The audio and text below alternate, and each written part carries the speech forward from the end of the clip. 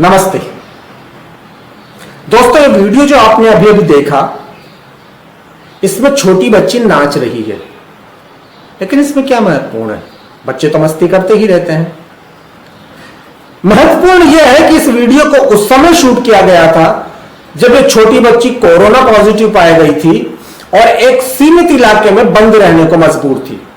सोचिए, एक छोटा सा बच्चा, इतना छोटा बच्चा जो दिन भर घर में दौड़ता फिरता रहता हो, एक छोटे इलाके में रहने पर मजबूर कर दिया जाए तो उसके दिल पर क्या गुजरती होगी। लेकिन यह बच्ची फिर भी लगातार अपने अकेलेपन का आनंद ले रही है, संगीत का आनंद ले रही है, नृत्य का आनंद ले रही है, मुस्कुराहट का आनंद बांट रही है, इसलिए कि आनंद का उत्सव तो इसके अंदर छुपा हुआ है। जितने भी आनंद है, जितने भी उत्सव है, वो हमारे मन के अंदर छुपे होते हैं, मन के बाहर नहीं होते। लेकिन हम दुनिया में जाकर जब अपना सुख तलाश करने की कोशिश करते हैं तो फिर अलग अलग अवसादों के, अलग अलग कुंठाओं के, अलग अलग फ्रस्ट्रेशन के शिकार होते हैं।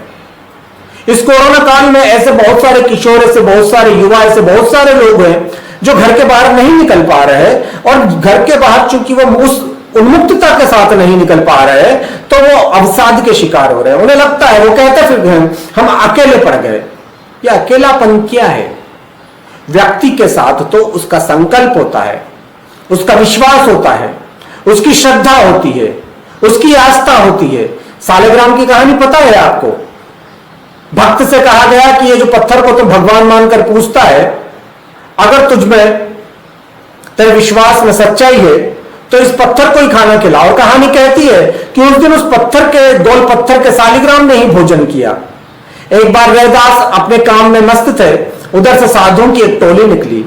रैदास तो जूते बनाने का काम करते थे, तो चर्मकारों के पास में एक कठौती हुआ करती है जिसमें वो पानी रखकर जो चमड़े को नर्म किया करते हैं। साधुओं ने कहा कि रैदास चल रहे हो हमारे साथ, हम गंगा नहाने जा रहे हैं। तो रैदास ने कहा कि अगर मेरे विश्वास में सच्चाई है, अगर मेरे में ईमानदारी है, अगर मुझ में नैतिकता है, तो गंगा फिर मेरी कठौती में ही आ जाएगी। तो साधु बड़े मजाक बनाने लगे रैदास का, और उन्होंने कहा कि चल आज हम तेरी सच्चाई को ही परख लेते हैं, तो इस कटौती से 4 आदमियों की प्यास तो बुझा नहीं पाएगा। गंगा इसमें कहां से आएगी? गंगा स्नान का सुख इसमें कहां से लेगा? रैदास ने गंगा का स्मरण किया और न केवल साधुओं की पूरी टोली में पानी पी लिया, और उसके बाद भी कटौती लगातार भरी रही। उसके बाद कहावत भी चल निकली, मन चंगा तो कटौती में गंगा। हमारा विश्वास हमारे प्रति तो कम से कम ईमानदार होना चाहिए। मैं दूसरों के प्रति ईमानदार होने की बात नहीं करता, मैं कहना चाहता हूं कि हमारे साथ हमारा विश्वास होना चाहिए। हमारे साथ उन लोगों का जिनसे हम मिलना चाहते हैं वो हर हाल में हमारे साथ है, ये विश्वास तो हमारे साथ हो।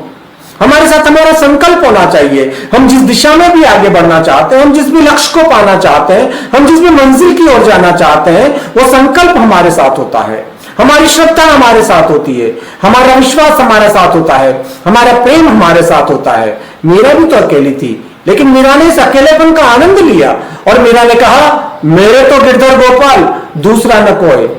और जब मन में ये विश्वास हो जाता है कि जिसे मैं चाहता हूं, जिसे मैं चाहती हूं, जिसके प्रति मेरे मन में विश्वास है, जो मेरा ईश्वर है वो मेरे साथ है, तो फिर मैं दुनिया को भी ढोल बजाकर खरीद लूंगी।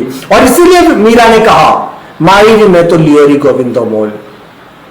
मीरा को तो राणा जी ने विष दिया था और मीरा उसका भी पान कर गई।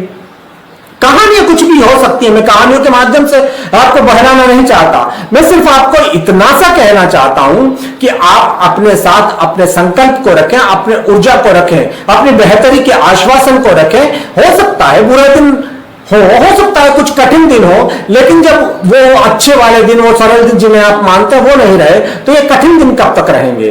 कभी ना कभी तो हर समस्या का समाधान होगा, कभी ना कभी तो जिंदगी उसी तरह से फिर चहचहाएगी ना।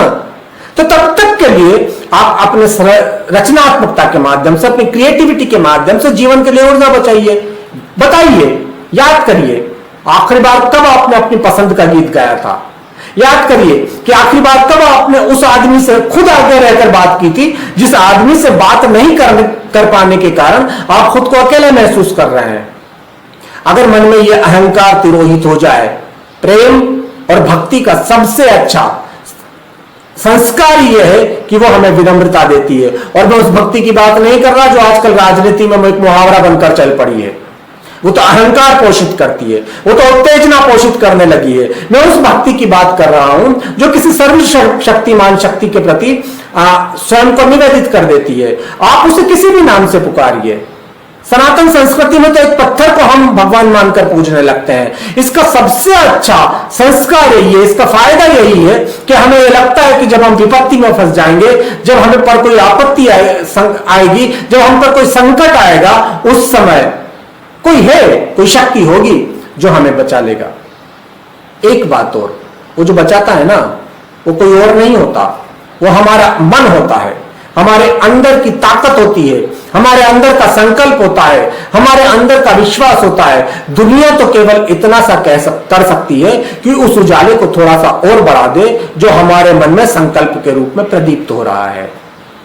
दोस्तों, जिंदगी कभी भी कुछ आसानी से नहीं देती। कुछ बड़ा पाने के लिए तो कुछ बड़ा करना ही पड़ता है, लगातार मेहनत करनी पड़ती है। सूरज अपने अंतस के ताप को लेकर सदियों से चल रहा है, अनादि अनंत काल से चल रहा है। क्या कभी सूरज ने शिकायत की कि उसे अकेले चलना पड़ता है? पेड़ एक ही जगह खड़ा रहता है, वो किसी से मिलने के लिए दौड़ता नहीं। मैं नहीं कह रहा कि आप इतने निष्प्रह हो जाइए, लेकिन पेड़ को देखिए कि वो किसी से मिलने के लिए दौड़ता नहीं। जरूरत पड़े किसी को तो वो अपने फल भी दे देता है, फूल भी दे देता है, पत्तियां भी दे देता है, टहनियां भी दे देता है, शिकायत नहीं करता। और फिर भी यदि कोई उसे काट दे तो अपने अंदर के विश्वास, अपने अंदर के संकल्प के कारण दोबारा हरा हो जाता है। हमारा दिल है ना, हमारे जन्म के पहले से धड़कना शुरू कर देता है और तब तक लगातार धड़कता रहता है। जिस दिन दिल धड़कना बंद कर देता है, हमारी मृत्यु हो जाती है। कभी आपने दिल को यह शिकायत करते सुना कि वो थक गया या वो ऊब गया? तो आइए, जिसे आप ऊब मान रहे हैं, उसे रचनात्मकता में बदलिए, उसे क्रिएटिविटी में बदलिए। अकेलापन एक मौका हो सकता है। गौतम बुद्ध और महावीर, उन्होंने इस वजह से महलों के सुख थोड़ी छोड़े थे कि वो महलों से चिढ़ते थे। जिस स्तर की अहिंसा वो अपने अंदर जीते थे, उस स्तर की अहिंसा में तो किसी के लिए नफरत का स्थान ही नहीं हो सकता। लेकिन उन्हें सत्य की तलाश करनी थी और सत्य की तलाश अकेले निकलकर होती है। तो गौतम बुद्ध और महावीर आगे चले गए, अपने महलों के सुख से भी आगे निकल गए और दुनिया ने उन्हें भगवान मानकर पूजा। आपका जो भी लक्ष्य है, आपका जो भी विश्वास है, आपकी जो भी मंजिल है, उस मंजिल पर बढ़ने की दिशा का एक वरदान हो सकता है अकेलापन। जितने बड़े बड़े लेखक हैं, जितने बड़े बड़े कवि हुए हैं, कई संगीतकारों ने अपनी महान रचनाओं का क्रिएशन, अपनी महान रचनाओं की सृजन उस वक्त किया जब वो अकेले थे। तो अकेलापन उनके लिए वरदान हुआ। मैं नहीं कहता कि ईश्वर भविष्य किसी को भी अकेला रहना पड़े, लेकिन अपने आसपास के परिवेश को थोड़ा सा गौर से देखिए। हवा, नदी, पानी, तितलियां, चिड़ियां, ये सब आपके पास ही तो हैं। ये सब आपको बता रही है कि प्रकृति का आनंद लो और प्रकृति के साथ रहना सीखो। शायद अकेलेपन की सीख, अकेलेपन की पीड़ा आपसे दूर हो जाएगी। दोस्तों, जीवन है, तरह तरह के रंग देता है। हर रंग को जब तक अपने अंतस में समेटेंगे नहीं, अपने आप को दुखी पाएंगे। और याद रखिए, अवसाद तो एक बीमारी का नाम है, वो किसी उपलब्धि का नाम नहीं है। तो बचिए, अकेलेपन को भी आनंद में बदलिए। आपके अंदर यदि आनंद है तो वो फिर इस बच्ची के वीडियो की तरह ही कभी नृत्य में फूटेगा, कभी गुनगुनाहट में फूटेगा, कभी संगीत में फूटेगा, कभी कविता में फूटेगा, कभी चित्रों में फूटेगा। और वो जब रंग फूटेंगे तो आपकी जिंदगी को बहुत खुशियों से भर देंगे, बहुत रंगों से भर देंगे। एक